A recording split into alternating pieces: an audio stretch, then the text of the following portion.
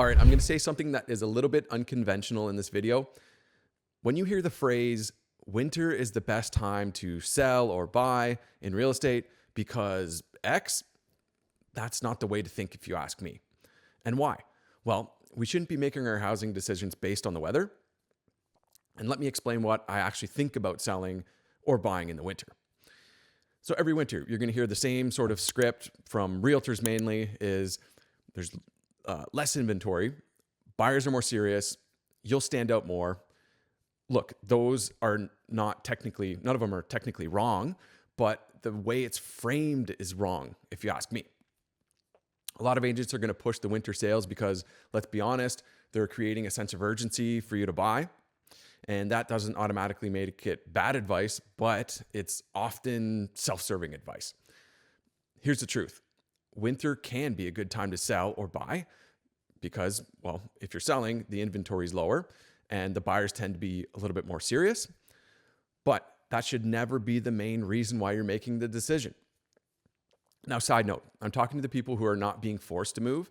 About a third of my clients are forced to move because life moments that happen. I totally understand that. So this does not necessarily apply to them. But if you're moving because you want to, the season should never decide for you. You should. The better question isn't, is it winter or spring good time to buy? It's, am I ready to buy? Same thing applies if you're selling it too.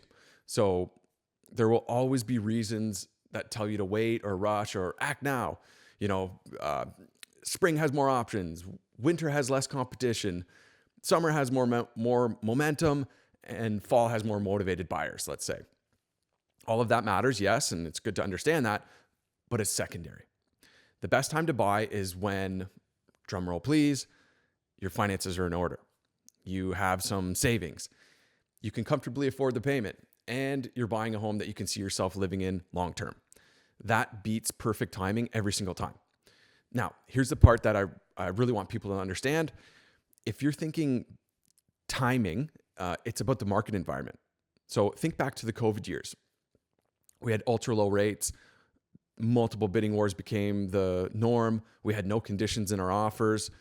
That was a risky environment to buy, even though the prices were rising quickly.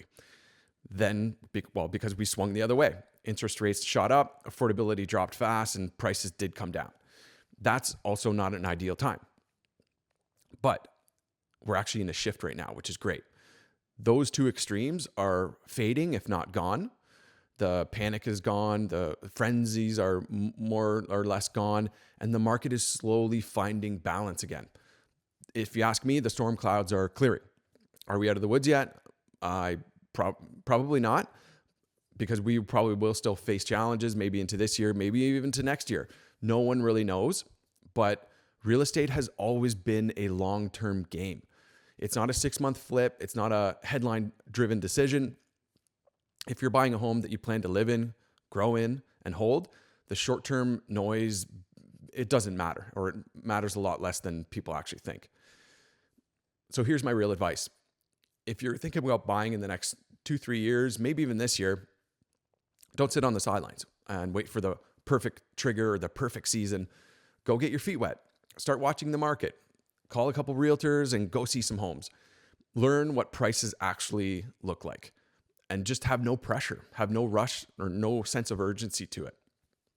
When the right home comes along and you're ready, that's when you buy. Not because it's winter, not because it's spring, not because someone told you to hurry up and buy.